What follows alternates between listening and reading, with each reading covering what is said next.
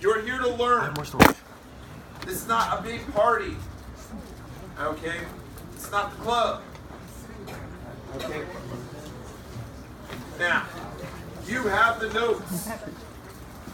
To get the extra credit from me, I have to see you taking notes.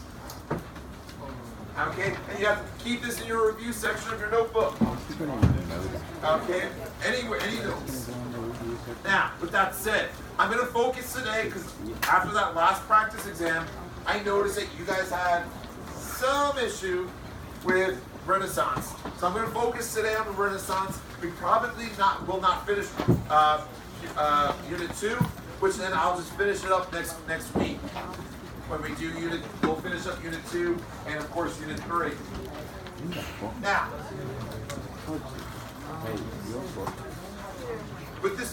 with the course starts in 1450. Of course, though, we have to kind of understand a little bit beforehand what was happening beforehand.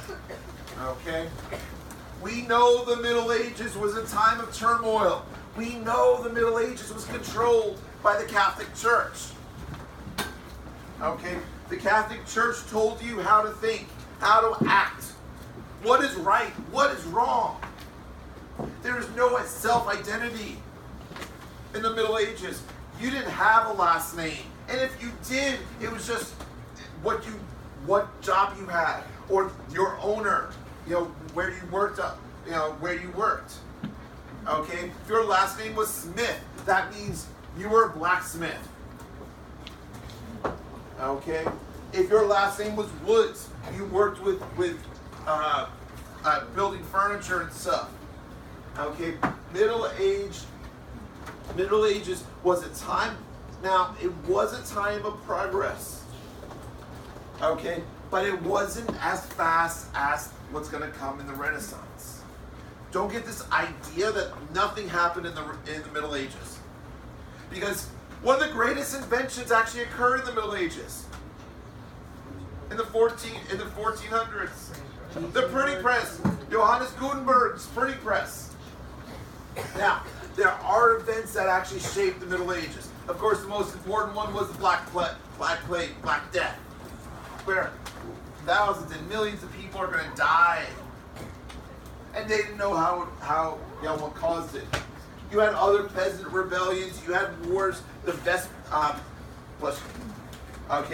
Vespers are basically when Sicily kicked the French out of Sicily. Don't worry about it. Okay, but understand, you notice there's lots of conflicts. 100 Years' War, which you all read about over the summer. Okay, the rise of heretics, John Huss, Wycliffe, and others. Okay, and the communications revolution, of course, is the printing press. Instead of books being handwritten, now books are going to be produced with the printing press. But they're still quite expensive. And of course, very few people can actually read. Even wealthy people basically couldn't read. You guys can hear me out here, right? Awesome. Okay. Now, if you, and I'm sorry, my voice is going. I don't know what's happening. Okay. Oh my God. You have a microphone? Get a microphone. No. Microphone. I have this here to basically differentiate the Renaissance and the Middle Ages. In the Middle Ages, you had scholasticism. Scholasticism was this idea by St. Thomas Aquinas, okay, saint of the Catholic Church, that basically said everything can be explained through God. Anything reasonable can be explained through God. Okay? This also kind of goes along with the Aristotle way of thinking. Okay? So if I threw Peter out the window, why does he fall down to earth? Because that's what God wanted for Peter. Okay? Okay? Now, in the Middle Ages, you had one job, and that was to get to heaven. Live your life to prepare for death. That was your one goal in life. You didn't care about being famous. Most art pieces don't have any names in the Middle Ages of who painted it. Because it's not about you being famous. It's about you just getting to heaven. Okay? But when the Renaissance occurs in the 1400s, of course, the Renaissance occurs where first? In the Italian Peninsula. Excellent. Okay? This is when people start kind of moving away from the church a little bit. It's still everyone's still very religious. Don't get me wrong. People went to church like almost every day. Okay? On Sunday, most of the day. But people are starting to say, maybe we could think for ourselves. Because the church didn't help us with Black Death. The church didn't help us when we needed them. So people are moving a little bit away from it. The new monarchs in Spain, in France, in England, they're starting to do their own thing and not worry about the church. Okay? The ideal during the Renaissance was all about, not about getting to heaven. Live your life. Be well-rounded. Be the best that you can be. Be educated. Be well-mannered. Be well-dressed. Be a good military artist. Yes? Why are they called new? The new monarchs, I think it's coming up. But the new monarchs are basically these monarchs. We're talking about Isabella and Ferdinand. We're talking about the Valois of France. We're talking about the Tudors of England. These new monarchs are going to combine many different kingdoms into the states that we know of: Spain, France, England, etc. Okay. Yeah. Yes. My question is, was the Black Death, was that the only reason why folks started to not trust the church? That's one of the reasons, but they started becoming they're starting to be like, well, if the church wasn't there for us, the church wasn't there for all these wars to try to bring peace, maybe, the church isn't necessary. And they're also hearing a lot about what's happening in the church, the corruption. And they're like, well, why are we listening to this entity that it doesn't have our needs? Okay? So the ideal is to be well-rounded. Think of the statue of David. Think of the statue of David. He's muscular. He's athletic. He's supposed to be. He's smart. Okay. He's basically everything you could think of an ideal man, a Renaissance man would be. That is the goal of every single man. Okay.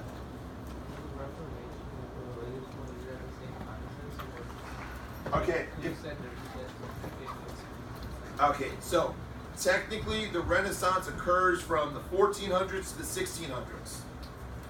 During that same time, we have the Reformation, we have the Scientific Revolution, okay, and the start of Louis the 14th reign. So basically, if you think about this, everything we covered in units 1, 2, 3, and part of 4 is all happening during the Renaissance.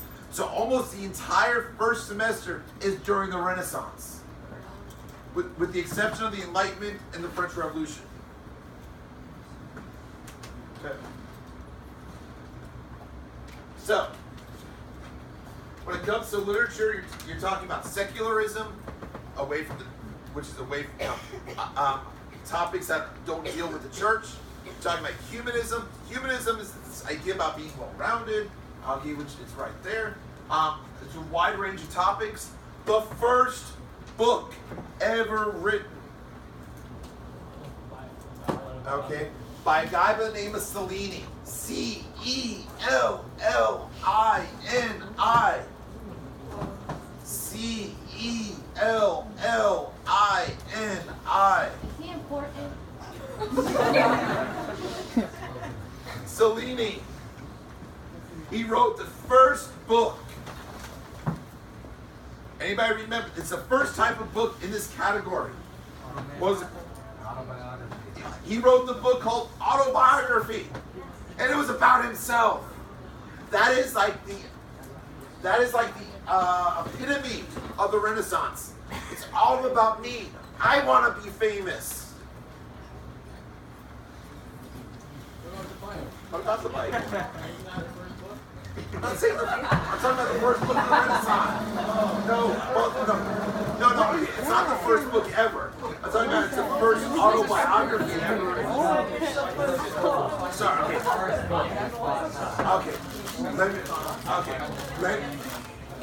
Let me go back. Okay, hold on. Let me clarify myself. The first book in a category that starts in the Renaissance, okay, in the autobiography section, okay, that is called Autobiography. That was the name of the book. Okay, so that was the first book to actually be about a person, about himself, the writer. Yes, there's many other books before this. Thousands, millions of books before. Okay, I'm sorry that I misspoke. Yes, Petrarch is a thinker of the Renaissance. Okay. Now we know that the Renaissance starts in Italy. It's going to spread. It spreads along basically trading routes. Okay. It starts off because in northern Italy, Venice, Florence, these are the epicenters of trade. They're more susceptible to different thinking from people from Asia, Africa. So they're more acceptable to different thinking. This is why the current number system and the current letters come from this area, okay? Because they were exposed to many different ways of thinking, okay? Now,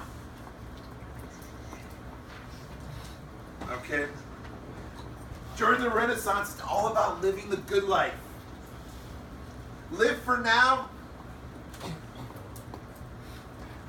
and don't worry about the afterlife yet. Live while you're alive, sleep when you're dead kind of mentality. Live the good life. Be rich, be famous, be all that. These are some of the Renaissance ideals. Okay, of course, the Renaissance is occurring in the northern part of Italy, which is the more urban areas. Southern Italy, the Kingdom of Two Sicilies, no Renaissance whatsoever. Because it's all about farming. Renaissance occurs in more urban areas. Okay? This is where you're going to, during the Renaissance, of course, it's we're moving away from scholasticism and trying to find out how things actually work. So, wait, where wasn't it? It was not in the Kingdom of Two Sicilies, which is southern Italy. Yeah. Northern Italy, like from Rome upward. Does that mean the South was poor? Yes, the South is always poor. It still is. Okay. Sicily, the Kingdom of Two Sicilies, was always a farming area. Okay? It was always a farming area. And the Renaissance is only occurring in the more urban areas. The more urban areas would be up north, in the northern part of Italy. Okay? Classical learning. Okay? When it comes to learning during the Renaissance, you're learning. Okay? You're learning about the liberal arts. Have you ever wondered why you have to take science, math, English, history, language, English, everything? Okay? All these different subjects. Okay? And that's because it's called liberal arts. It's so that you're well-rounded. Just like the first 2 years of college, okay, all those classes you have to take, that's not in your degree, is so that you're well-rounded. You'd be very boring if you only studied math. Okay? The liberal arts comes from the Renaissance. Okay?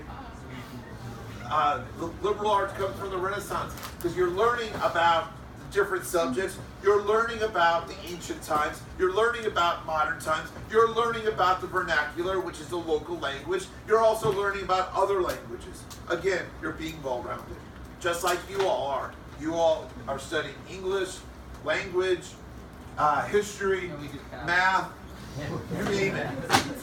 Okay? Now, the Renaissance does start in, of course, Italy. But eventually it is going to spread. Okay? The Renaissance outside of Italy is called the Northern Renaissance. So whether you're talking about Spain, France, England, it's all the Northern Renaissance. Okay? Well, HR, yes. Okay. Now, it's also going to be called, Northern Renaissance is also called Christian humanism. Christian humanism. Because whereas the Northern Renaissance, whereas the Italian Renaissance was all about how to be a better person, it was more secular. Northern Renaissance is going to be about how to be a better Christian. Can you repeat that? Okay? Italian Renaissance was all about being just a better person. Northern Renaissance took those ideas and included how to be a better Christian. Okay? Now, as you're reading your AP Achievers study, they give you a tip of like do you need to know all the different humanists? Not necessarily, but you need to be able to use some of them as examples for humanism. Okay? These are some of the more important humanists during this time period. Most of them, some of them are from the Italian Renaissance. Some of them are from Northern Renaissance. Okay, I'll go back to art in a second. I just skip that over. I skip over that. Okay, Pico della Mirandola created the Oration of the Dignity of Man. This was basically, it celebrates man's greatness, celebrates man's potential. You could do this. You got this. You are well-rounded. You are athletic. You are a military person. You are smart. You are cultured. You know how to use utensils, which, by the way, were created during the Renaissance. So instead of using your hands, you use utensils.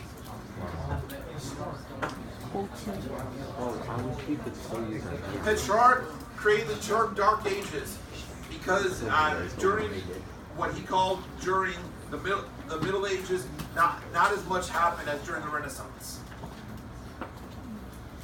Lorenzo Valla, he questioned the Catholic Church. Okay, he studied linguistics and syntax and such. Okay, for fun, he diagrammed sentences. Okay, and what he found out was this document called the Donation of Constantine that the Pope had used to say, hey, kings, the Pope is more powerful than anybody because Constantine, the founder, one of the last Roman emperors, okay, basically said popes are more important than kings. So the popes would hold this up and say, look, Constantine said this. But in reality, Valla said he looked at the words that are used, and he said those words are too modern. Those words are from recent times, last couple hundred years. It's not from 1,000 years earlier. So think about this. Think of the courage it took for Valla to basically question the Catholic Church. Anybody that questioned the Catholic Church, you became like a barbecue. Okay? But The donation of Constantine, he said, this is false, this is a lie.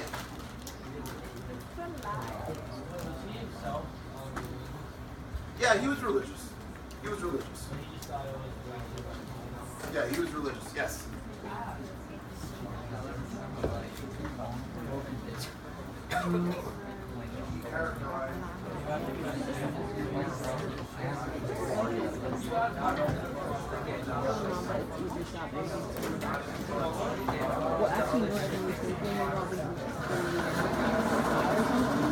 Okay.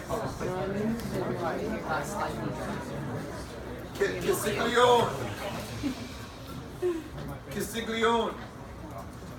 The book of Courtier talked about all the positive state or traits that men should have. Basically talking about being a well-rounded person. But he was one of the first people to talk about women. And it said women, Renaissance women, should be basic. They should be able to have a basic conversation with men. How's the weather? How's your day? Okay, they should also basically be able to present themselves as pretty. Okay? Renaissance women, okay, should learn, go to school for womanly subjects like arts. Okay? What? Okay. Machiavelli created the prince. Machiavelli created the prince. The prince is all about how to be an ideal ruler. Okay?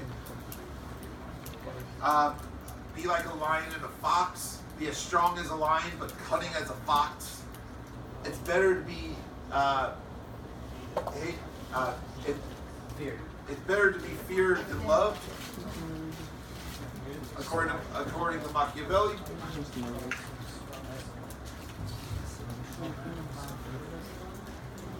With Erasmus, okay.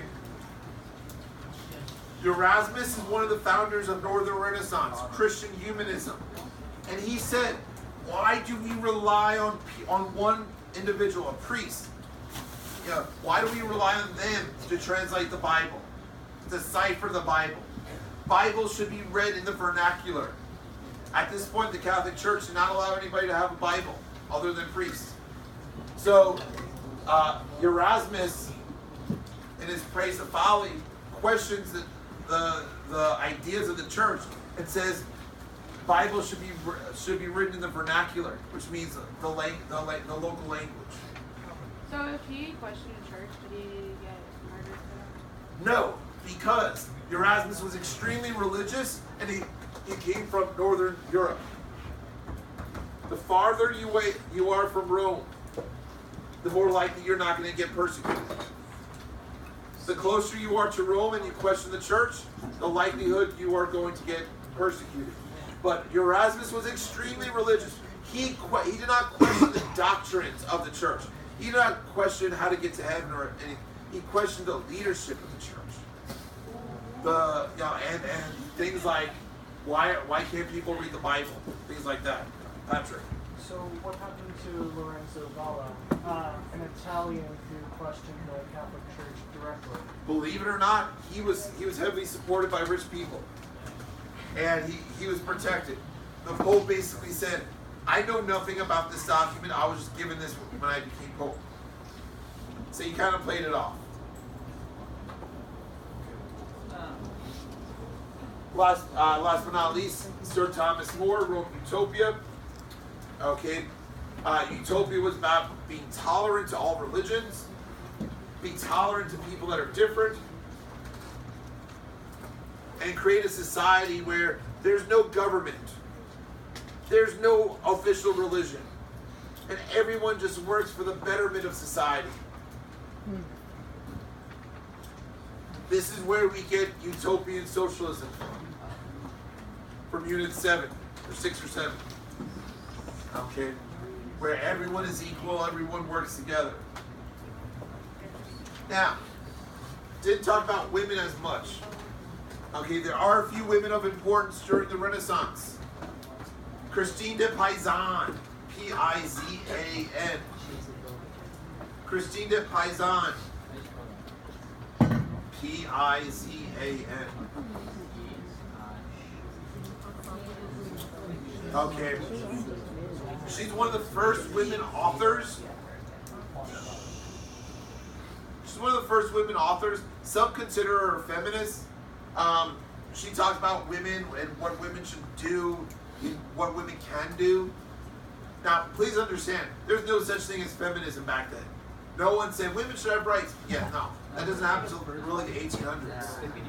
Okay? Another woman, Isabella d'Este. D apostrophe E-S-T-E. Isabel d'Este. D apostrophe E-S-T-E. She's not a feminist, but she wrote about women. She said women should be patrons of the art. They should decorate their houses with Renaissance artists, paintings. Okay? That their key job is to support the man. Yes.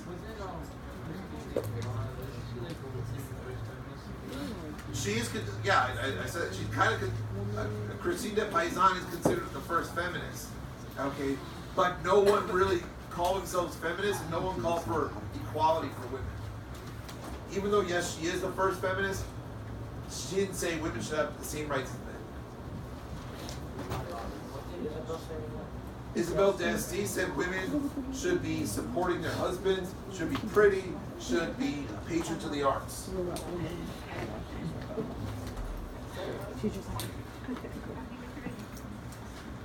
When it comes to art, you know, don't go crazy about knowing all the different artists. Okay. When it comes to art, I would look at the Teenage Mutant Ninja Turtle artists: Donatello, Raphael, Michelangelo, Leonardo. The Ninja Turtles. Okay, Donatello, Raphael, Leonardo, Michelangelo. Okay. Oh, Raphael. Raphael, Donatello, Leonardo, Michelangelo.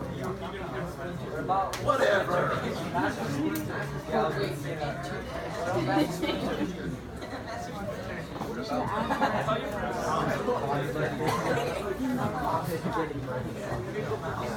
Now, okay, yes.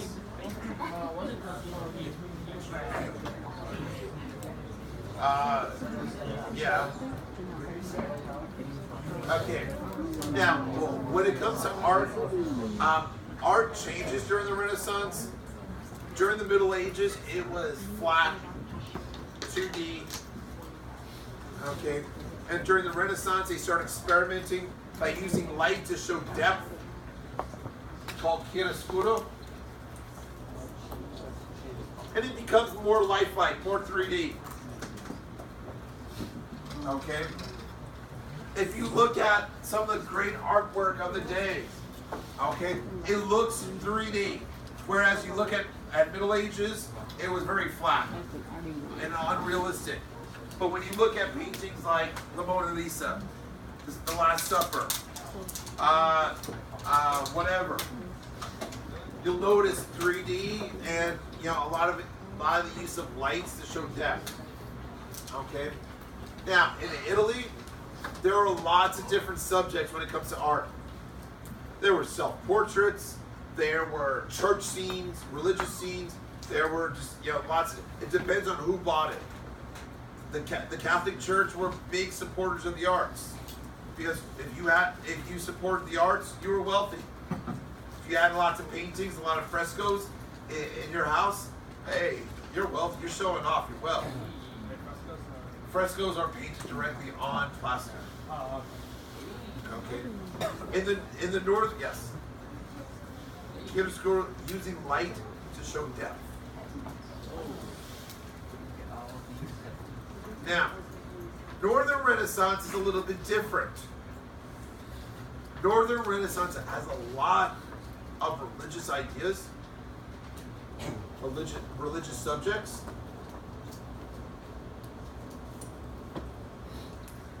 But also a lot of middle class scenes.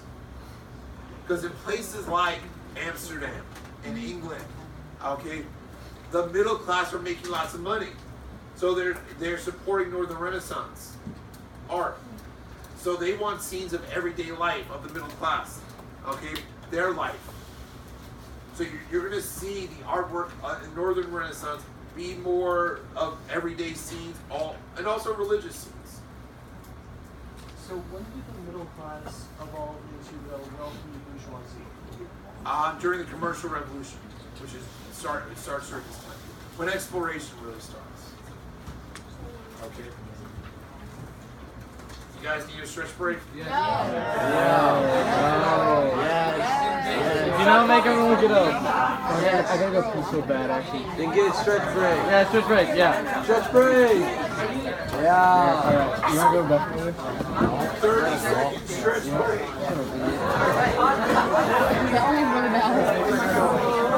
Maybe I should unbutton my bodysuit. That's a really good bodysuit. Where'd you get it from? I better Where'd you get it from? I'm trying to be real. Get your butt out of his recording. No. You will suffer. Let me stop. I wish I had a better aim, but I didn't.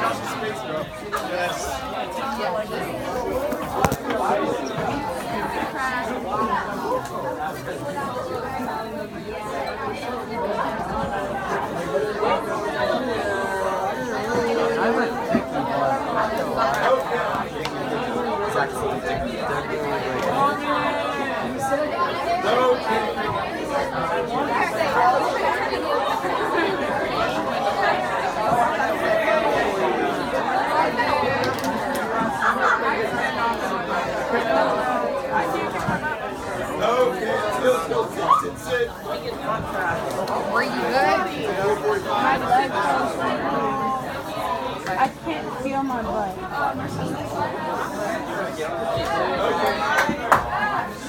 Let's go. Bro. Okay. Trey's gonna have to walk through all of that. So, it's funny how there's a big open spot. Okay. It's hard to Okay. Now, of course.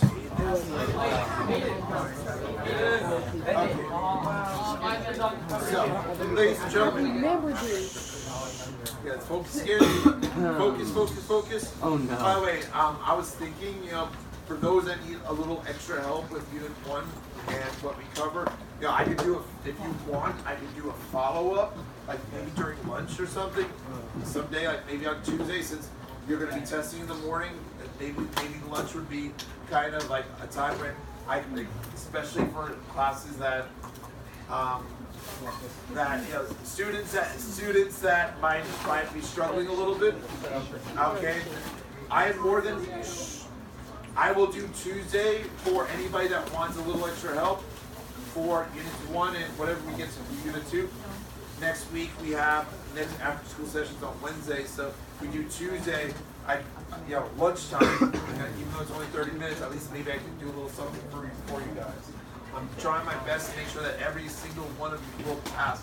I want to see 100% pass. Okay. Now, I know for my kids, you guys have this in your notebook. Okay, as you're studying the Renaissance, okay, you might want to look at the chart that we created. That has all the different Renaissance humanists, their works, and what they write about. Okay, don't look at me like what, you're crazy. I know you did that. Okay.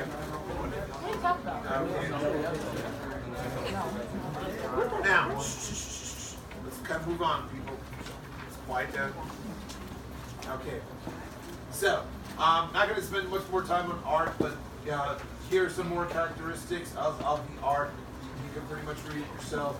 Now, when we talk about art, we're talking about architecture, etc. The first freestanding dome is created during this time period. Brunelleschi, the Duomo, okay, by Brunelleschi. Okay, but a lot of the art is reminiscent. A lot of the architecture is reminiscent of the ancient Roman and Greek times. The symmetry, the domes, and all that. Okay. Actually, I kind of went ahead, didn't I? I totally. Wow, I didn't realize I kind of went ahead. Oh, actually, one thing I left off here. Again, if you want to talk, I'll leave.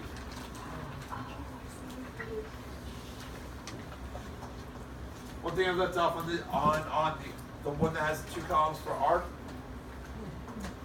The left column is for the medieval times. The right column is Renaissance. Is it there? Oh, okay. Okay, I'm sorry. Okay. Northern Renaissance, I kind of went over a lot of this already.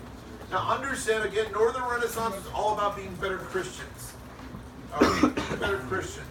How do I become a better Christian?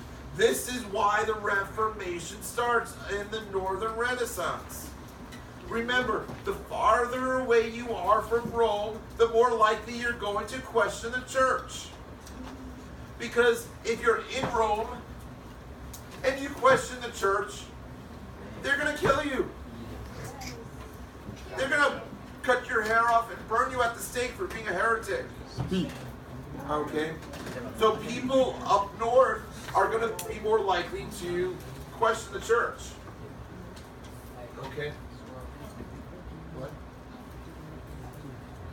Are you watching video? No, it's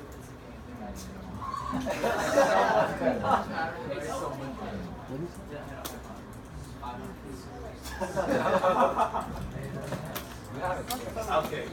Also, during the Renaissance is the age of exploration. Now, it has gotten too dangerous to go overland from Europe to Asia. You had a large amount of land pirates throughout the Middle East, and it became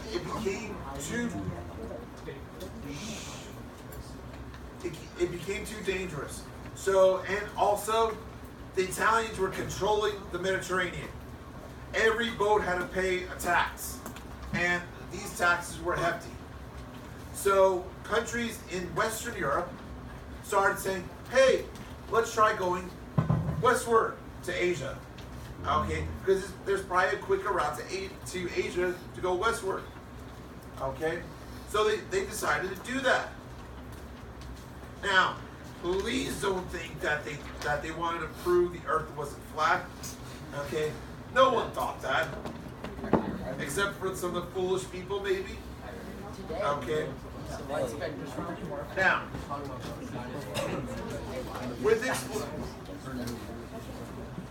with exploration, of course, they're going to start going westward.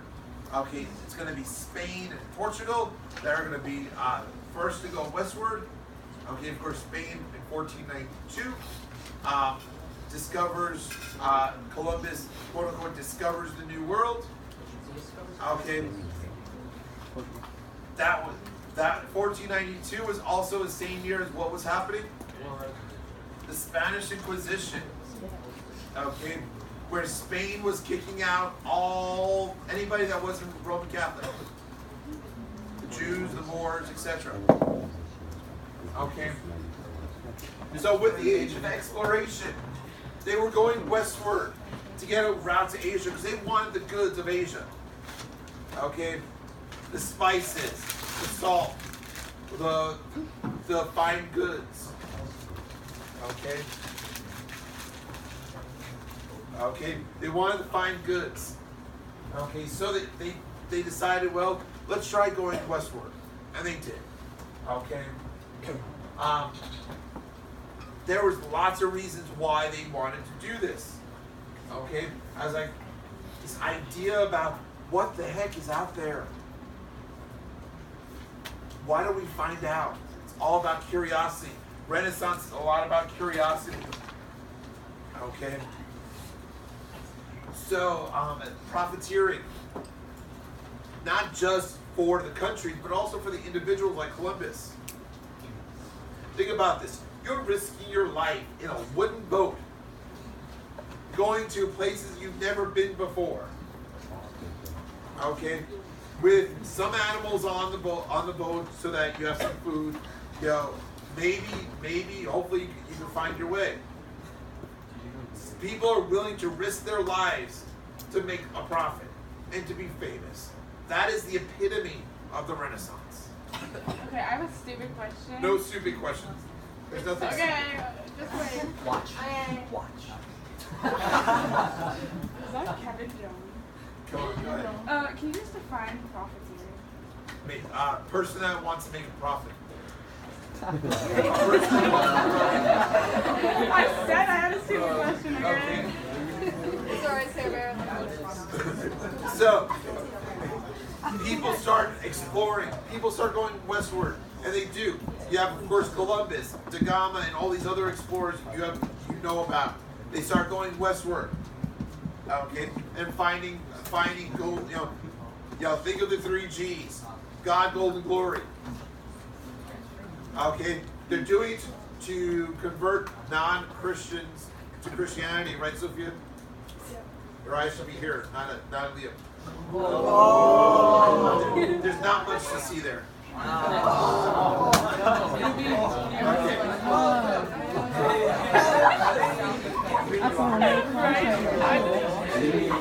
Okay. Now,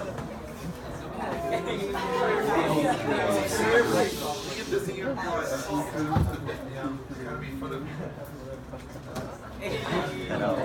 Now, so God, gold, and glory. Look for riches. Look for gold. You know, whatever. Okay, lasting glory to be famous. This is why exploration is going to be occurring. You know, besides the people that I wouldn't worry so much about knowing all the different explorers. You know, Columbus, of course, is the biggie. I think everyone knows about Columbus. How about the guy that circumnavigated the globe? Magellan.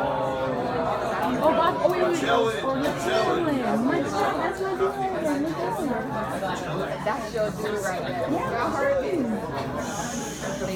Magellan is spelled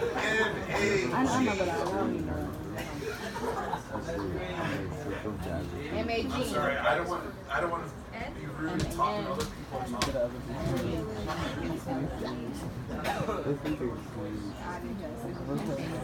So again, Magellan, M-A-G-E-L-L-A-N.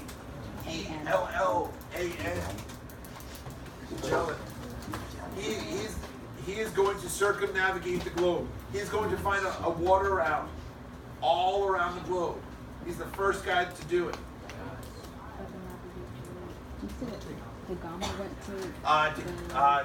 Da Gama is going to find a water route from Portugal all the way around Africa to India. Da Gama is D-E-G-A-M-A.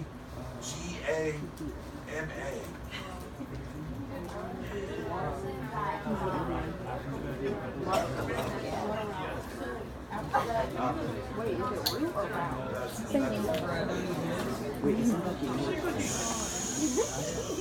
Can you spell his name again? Again, Magellan circumnavigates the globe.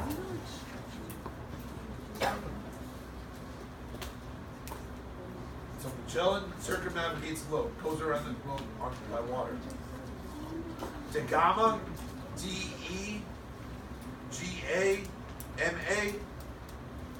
Thank you. Okay, goes around Africa, goes from Portugal, goes around Africa, and to India. Okay, Patrick. Is it Prince Henry of Portugal, which Prince Henry the Navigator? Correct. Prince Henry the Navigator, the ruler of Portugal, is sponsoring all this. Who's the one who stopped at the Cape of Storms? The one that what? The Cape of Good Hope or whatever. That was Diaz. Okay, Diaz is the one that goes all the way to the tip of Africa. Okay, and he ran out of food, and his people said, we either turn around or we're going to do a mutiny and throw you off the ship. Diaz. D-I-A-Z. What was Henry's name? Henry the D-I-A-Z. No. Like his number, my bad. Portugal. Oh no, Errol? That's later on. That's later on. Okay. So just kind of, I included this on it, right? Yeah. Some of the more important discoveries and such. Again, this is related to the Renaissance because it's all about learning what else is out there. What else is out there? Okay? It's easily connected to the Renaissance because it is part of the Renaissance. What else is out there? Questioning it, and etc. Okay? Along with exploration, you are going to have, once they start colonizing the New World, you're going to have what's called the Columbian Exchange, where for the first time products from one area will be introduced in the other area. For example, okay, explorers found tomatoes in the New World and they brought it back to Europe. Europeans never saw tomato. Italians never had tomato sauce. Okay. No. Okay. Potatoes were brought over from the New World.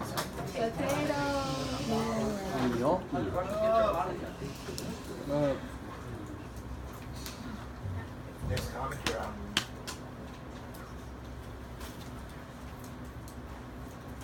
Now, some other things like tobacco, cacao, which is chocolate. Okay, peanuts, turkeys, corn, all brought to Europe for the first time. Europeans will also bring stuff from the New World to America. Farm animals, chickens, horses, pigs. There weren't any of these in the New World. Okay. Now, besides products and animals, also diseases were brought. Okay, from both areas. Okay. So, this is called the Columbian Exchange. Okay. Very important. Think of Florida. Think of citrus fruit. You think of oranges. There's not a single orange until the Spanish brought them. There's not a single palm tree until the Spanish brought them. Yes. So, I have that. The Columbian Exchange to Europe, potatoes, tomatoes, corn, tobacco, chocolate, syphilis. If that keeps on giving. America to America, sugar, rice, coffee, farm animals. Because Europeans were just generally dirty people, okay, they brought lots more diseases to the Americas because the American Indians knew better than to go to the bathroom and whatever in the same water that they drank in. Just saying. Now, exploration is part of what's called the Commercial Revolution. The Commercial Revolution is basically from the 1600s to the 1800s. It includes exploration. It includes the First Industrial Revolution. It includes all that, basically, anything economics, mercantilism, and all that. Basically, commercial revolution is going to be the idea of making money. Wow. New ways of making money by the government, by you name it. Okay? Because of a lot of the goods that are brought over from the New World, one of the most important product brought over from the New World to Europe is the potato. Is a potato. You could eat a meal from potatoes. I still do. Okay? A potato fills you up. No, I was just talking about how much I love potatoes. Okay? Now, because of potatoes and other things that are brought over, okay, it's going to help with the, and because of the rise of wealth, it's going to help with the population increase. Okay? Now, with the demand for all of these new products, you have what's called the price revolution, which is part of the commercial revolution. Price of goods go up. Okay? Price of the goods are going up because demand is high. Okay? In a lot of the new colonies, such as in India and some of the colonies in the Americas, you're going to have what's called joint stock companies. Kings are going to hire companies to run the colonies. So these companies get to profit off the colonies. But don't they tax them? Well, they have to give part of it to the crown, yeah. Yeah, joint stock companies will be in India and some colonies in the Americas. Okay. Now, along with this, as people want cheaper goods, as the price of goods go up, they find an alternative way of getting these goods. Okay? Like nowadays, we might go, we might buy products from China or Asia that might be a lot cheaper than other products. The reason for that is because we don't want to spend the money. Well, the people during this time period also did the same thing in what was called the putting out system. The putting out system was a cheap way to produce products at a cheaper cost, basically. They went around the guilds, which basically control production of goods. They went to the poor areas of the country, usually the rural areas. And they had the women usually were the ones producing these goods. Usually it would be like clothes and things like that.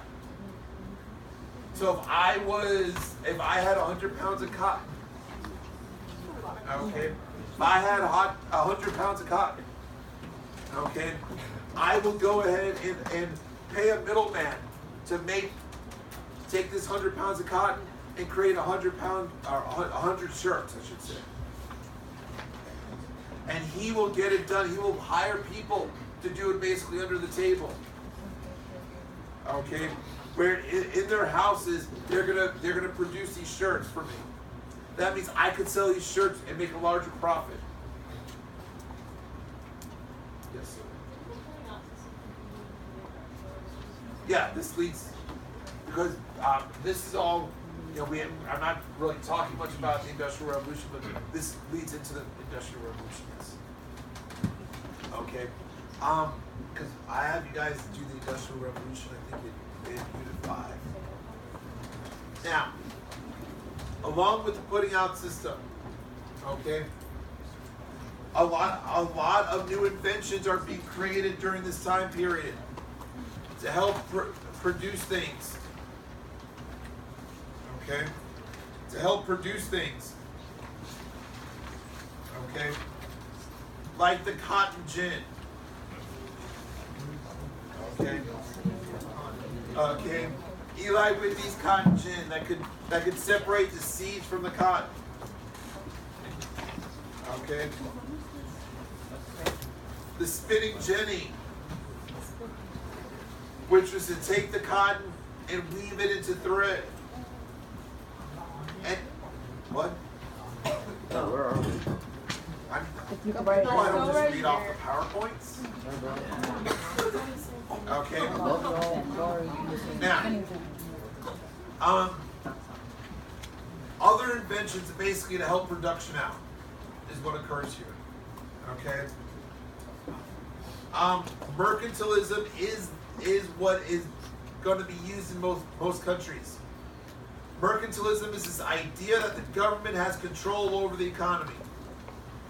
the government uses these colonies that they have in the Americas, okay, for raw materials.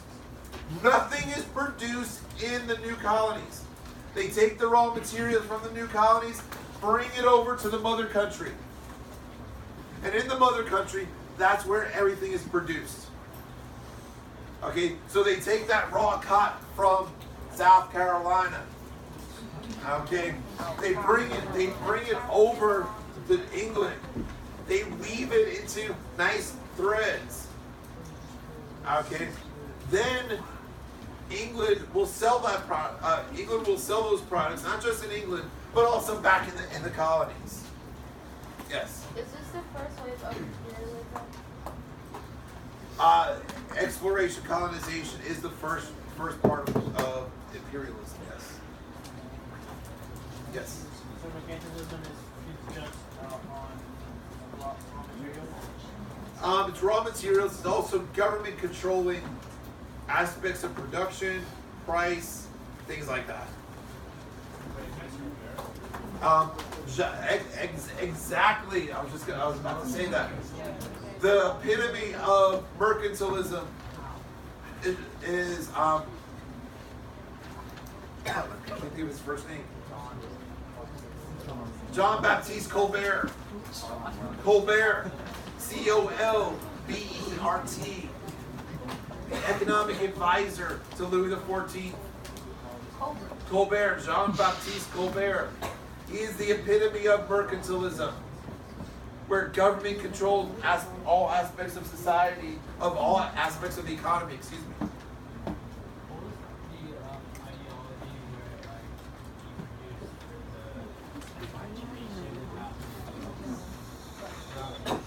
Is Colbert capitalism or mercantilism? I don't know why I thought I heard capitalism. Okay. Yes.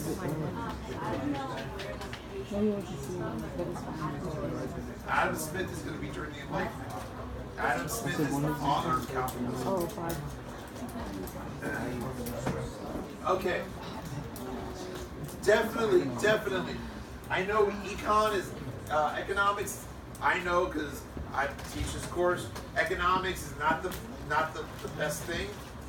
Okay, I don't find it extremely exciting, but this is not something. And I'm sorry for those of you in economics. You know, I know you guys love it.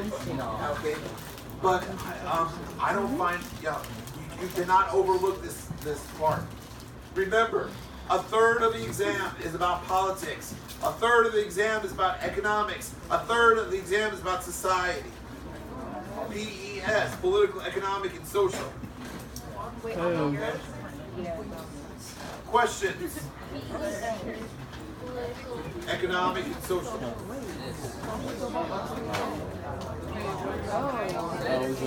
Okay. I think that's So.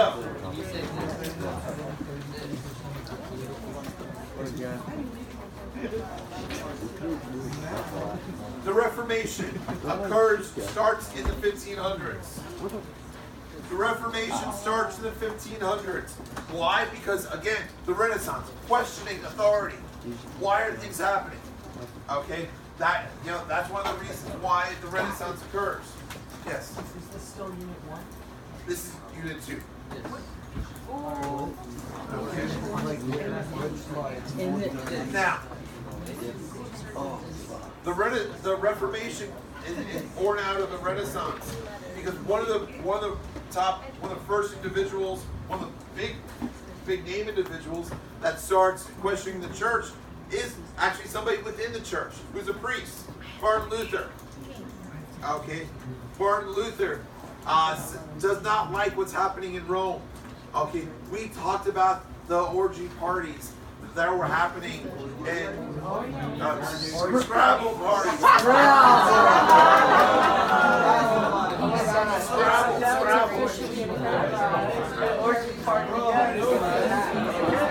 How does Mike know that word?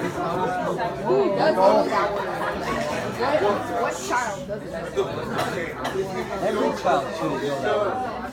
Okay, the Board of Popes, had lots of parties in St. Peter's Basilica. the holiest place in the Roman Catholic Church. Clapping. And he had what's called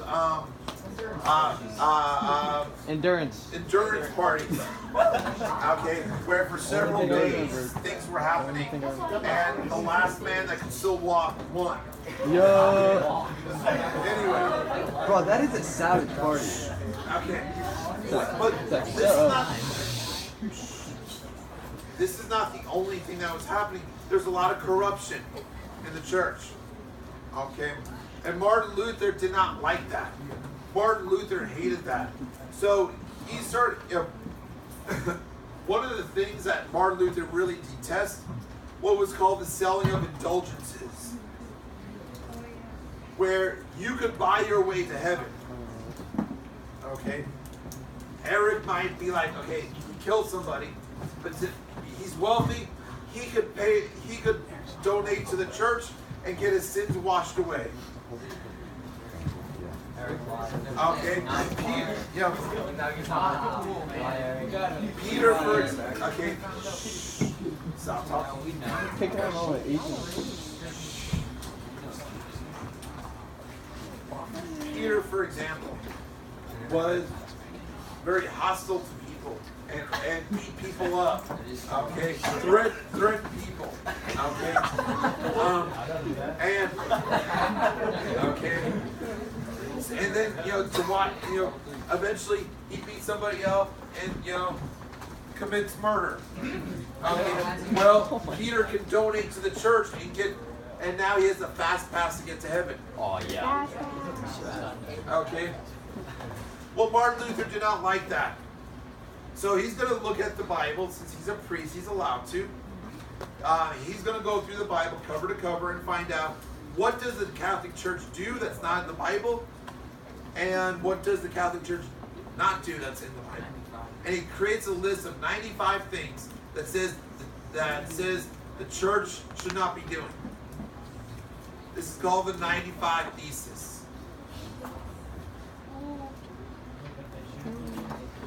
That they shouldn't be, well, that basically there's 95 things that the church is doing that's not in the Bible. That church should not be allowed to do. Okay. Yes. Such as the selling of indulgences. Okay. Such as, now, according to the Catholic Church, okay, according to the Catholic Church, to get to heaven, you have to do good works and use the priest to kind of help you to get all the sacraments to get to heaven. See your hand, just hold it. Okay, but Martin Luther said no, that's not true. He believed that salvation should be by faith alone. That if you're a good Christian, if you pray, if you go to church, that should get you to heaven. Sarah, you have your hand up. No, No? No. Yes. Okay, I don't know if it's true or not, but didn't Homeboy lie? Because he was with his be quiet. Oh my god. When he was he cheated, it was with a Yes, girl. he contradicted himself. He fell in love with a nun. Now, which is why he got rid of the nun. Peter just goes.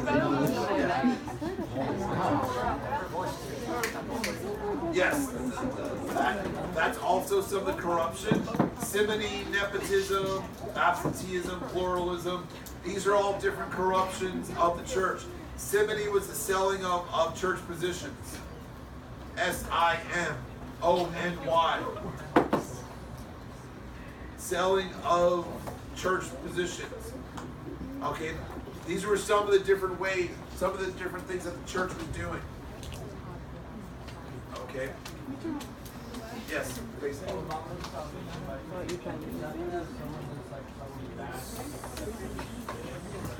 But a person that's a good Christian would repent. Okay.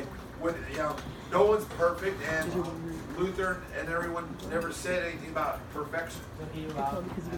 Well, a Christian you know, makes mistakes, and then you have to repent your mistakes. Okay? You know, you cheated on your wife, well then you're gonna repent. I'm sorry. But you have to maybe like isms, like nepotism, and the other ones. You know, I would be able to give examples of church corruption. What were these? Simony, nepotism. Nepotism means you're giving somebody gets a position in the church based on what family they're in. Okay, so for example, the Borgias, when Alexander was a pope, okay, he would give positions to his wife, to his children, even though he wasn't supposed to have children, but he had children. Okay, that's called nepotism. Okay, people get a position based on their family, where they're from. Absenteeism. This is when basically, let's. Hey, I'm trying to get together. You know, remember, for some of you that might be struggling. I got my first year here. I started in January, and I still had a majority of the kids able to pass. You guys are still able to pass. Okay, if you just listen to what I do. Okay, trust me. They didn't have a teacher before me. Okay. They were teaching themselves. Okay. So from January onward, I just focus on the big time. We got this. Now.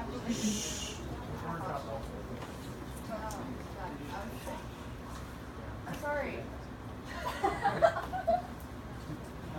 see some people are not going to be here next time. Now, absenteeism means when you're given a title in the church, you're the Bishop of Canterbury, for example, Bishop of Paris, but you don't even live in Paris. You live all your time in Madrid. That's called absenteeism. When you have a title, but you're not in that area. Okay? Other things that Luther despised was the inability for the common person to read the Bible. He said this is God's word. Everyone should be able to interpret the Bible themselves. Everything should be written in the vernacular. Yes? You didn't explain. Yes, I did. Selling of church positions. Maybe because you were talking. Okay, now, when Luther creates his own church, when he he's going to get excommunicated from the Catholic Church. Okay, and he creates his own religion. His religion, there's no hierarchy. There's no hierarchy. There's no anybody that is in charge. But the people that kind of run the non-religious items would be what's called a priesthood of all believers. This would be the older people in the community, the older men in the community. The priest would take care of the religious aspects already. Okay, and then like the priesthood of all believers would basically run the church, run the finances, and all that. Okay. Now, some people will take the church's Luther's teachings and twist them a little bit. Some of his followers, some of the poor followers, thought they took his idea about wanting change and such, and brought. This group basically wanted to get more rights and more pay. Liam, don't make me text mom. And Colin Goose. Okay. Now,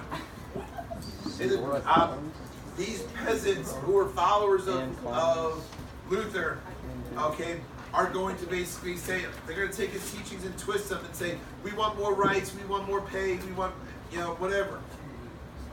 Well, unfortunately, they start rebelling. But Luther cannot support them. Luther, even though these are his people, Luther cannot support them. Okay? Because Luther is being protected by your upper class. Okay? Luther is being protected by the upper class nobles. Because the church wants him dead. The church wants to excommunicate him. So the nobles are actually protecting him, hiding him. Okay? So Luther goes against the peasants, denounces their actions as they start revolting. Okay? And of course, their rebellion gets stopped, gets squashed. The last thing, okay, within the HRE, Holy Roman Empire, of course, which is now modern day Germany and Austria, Switzerland, there's lots of fighting between the followers of Luther and the Roman Catholics. There's constant wars. There's never a winner. Okay? Well, what's going to happen is this. Okay? Finally, Charles V cannot take it anymore. Okay? The fighting, they're continuing to fight, and there's no winner. So Charles V, who's the Holy Roman Emperor, makes a deal. Okay? That every king, and there's over 300 kings in the HRE. Okay?